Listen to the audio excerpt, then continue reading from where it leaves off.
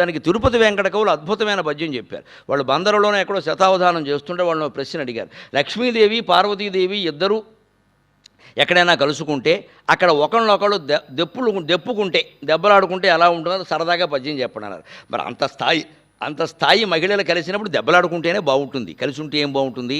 దెబ్బలాడుకుంటే ఓ cinema తీయచ్చు. కలిసి ఉంటే ఏం సినిమా తీస్తావు? సినిమా తీయాలంటే 4-5 మలుపులు గట్టిగా ఉండాలి. కానీ సీతారాముడు ఇద్దరు పెళ్లి చేసుకున్నారు, సుఖంగా ఉన్నారంటే సినిమా ఎవడు చూస్తారండి? ఎందుకు చూస్తారు? దాంట్లో ఉండాలి.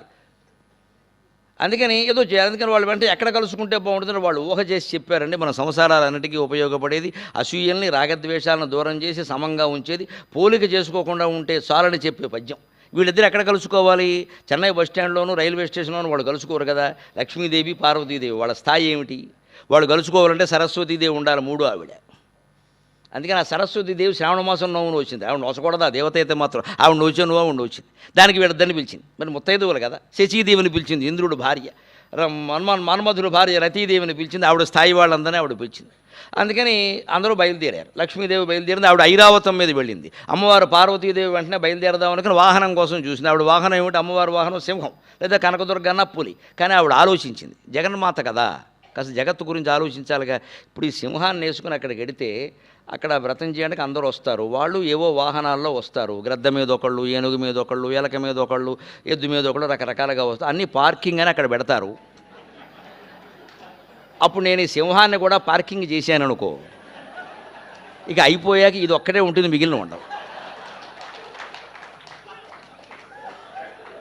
అని పాపం జగన్మాత బాధ్యత కలిగినవాడు కాబట్టి ఆలోచించి వద్దులే సింహం వద్దని భర్తను అడిగింది. మీ కారు ఇవ్వండి, ఎప్పుడూ వాడట్లేదు. ఆయన కారు అంటే నందీశ్వరుడు, ఎద్దు ఆయన ఎప్పుడు వాడనటువంటి వాహనాలు 2 ఉన్నాయి మన పురాణాల్లో. విష్ణువు గరుత్మంతుడు ఒకడు, శివుడు నందీశ్వరుడు ఒకడు. ఎప్పుడూ ఎక్కరు. ఇంకా విష్ణువేనా అప్పుడప్పుడు ఎక్కాడేమో, ఈయన అసలు ఎక్కడు. కూర్చోబెట్టి జీతం తీసుకుంటున్న వాళ్ళు మహానుభావులు ఇద్దరు కూడా, ఏమీ రూపాయి పని లేకుండా. ఆయనకి భక్తరక్షణ వచ్చిందంటే విష్ణుమూర్తి పరిగెడతాడు తప్ప గరుత్మంతుడు రమ్మంటాడు. ఊరికి గరుత్మంతుడిని కూర్చోబెట్టి జీతం ఇవ్వడమే. పైగా ఇంక్రిమెంట్లు, పెన్షన్లు, పథకాలు కూడా, ఆరోగ్య పథకాలు అన్నీ ఉంటాయి. ఇంకా ఏమీ పనిచేయరు.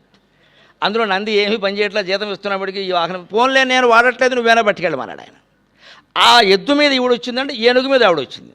రాగానే ముందు దెబ్బలాట కూడా ఎవరు మొదలు పెడతారండి? ఎప్పుడు డబ్బు ఉన్న వాళ్ళకే గోరోజున ఉంటుంది, మామూలు వాళ్ళు మాట్లాడరు. అందుకే లక్ష్మీదేవే మొదలుపెట్టింది. గంగాధరుడు నీ మొగండని నవ్వంగ వేషధరుండు నీ పెన్మిటనియే. ఆవిడ ఆక్షేపిస్తోంది, నీ భర్త ఇలాంటి వాడు అని. ఈవిడ సమాధానం ఇస్తోంది. ఎంత అద్భుతమైన ఊహో చూడండి వాళ్ళది. మన సంసారాలన్నీ ఇందులో ఉంటాయి. గంగాధరుడు నీ మొగండని నవ్వంగ వేషధరుండు నీ పెన్మిటనియే. ఎద్దునెక్కును నీదు నెమ్మి కాడని నవ్వ గ్రద్దనెక్కును నీ మొగండటనియే. పాముల ఆభరణాలు పతిదేవున కనంగ పాములే ప్రక్కని భర్తకనియే. వల్లకాడిల్లు నీ వల్లభునకనంగ నడిసంద్రమిల్లు నీ నాథునకనే. ముష్టికెక్కడికేగని ఇష్టుడనిన బలిమఖంబునకేగెనో లలనయనియే. ఇట్టులు అన్యోన్యమర్మంబులెంచుకొనెడు పర్వతంబోధి కన్యల ప్రస్తుతింతో.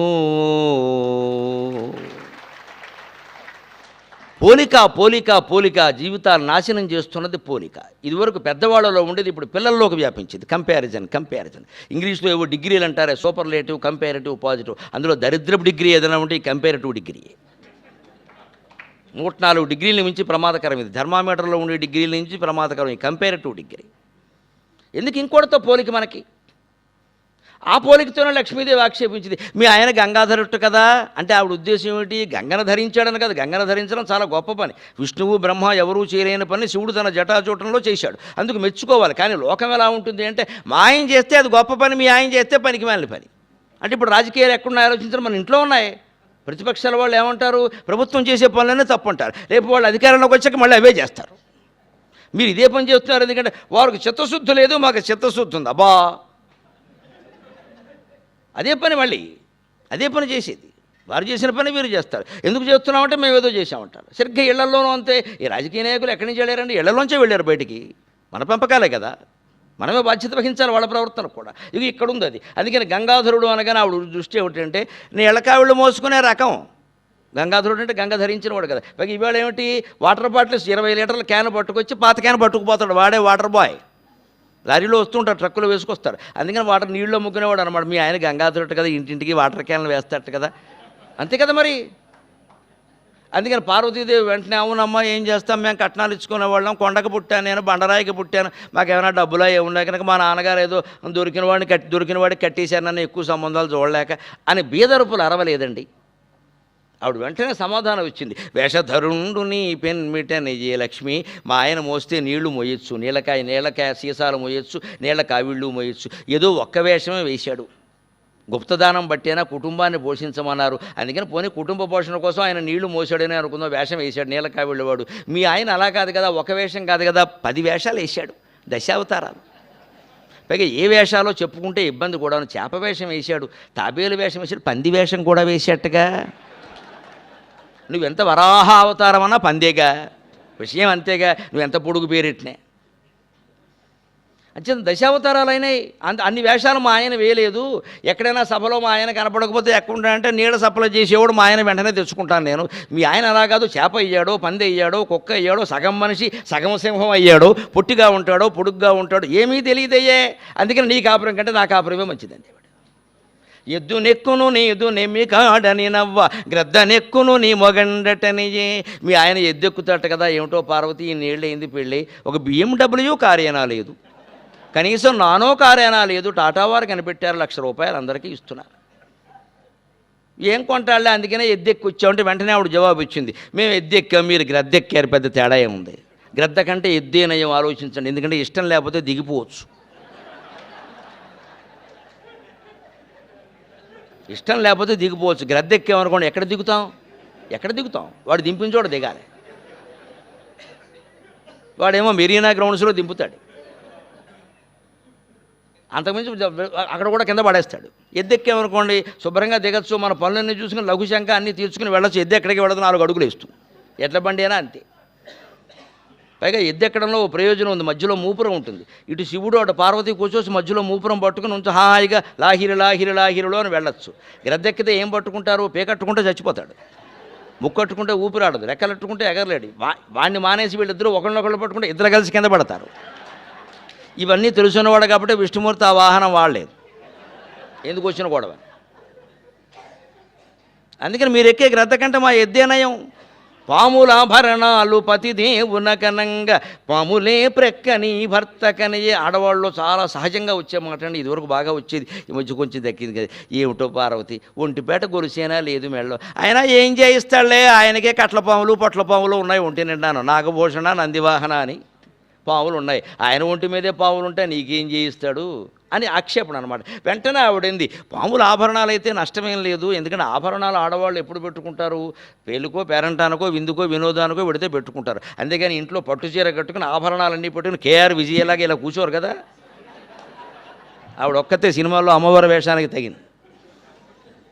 అందుకని శుభ్రంగా అన్నీ పెట్టుకుని ఇలా కూర్చుని ఆ శరీరం కూడా సరిపోతుంది, శుభ్రంగా హాయిగా ఉంటుంది, అందుకని కూర్చుంటుంది ఆవిడ. అందుకని అలా ఊరికి అన్నీ అలంకరించుకుని ఎవరు కూర్చోరు కదా. అందుకని ఆభరణాలు లేకపోతే నష్టమే లేదు, కానీ ముందు పడుకునే పక్క బాగుండాలి కదా లక్ష్మి.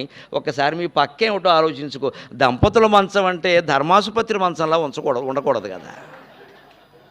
అదే మన్మధుడు రతీదేవి పడుకునే మంచంలా ఉండాలి దంపతుల మంచం అంటే. అందుకని ఆదిశేషుడు 1000 పడగల పావ, దాని మీద నువ్వు మీ ఆయన పడుకుంటున్నారా, ఇంక నువ్వు నన్ను ఆక్షేపిస్తున్నావా, దంపతులకు కావలసింది పక్క లేకపోతే ఆభరణాలా, ముందు నీ పక్క సరి చేసుకో, మాకు అనవసరం అని చెప్పింది.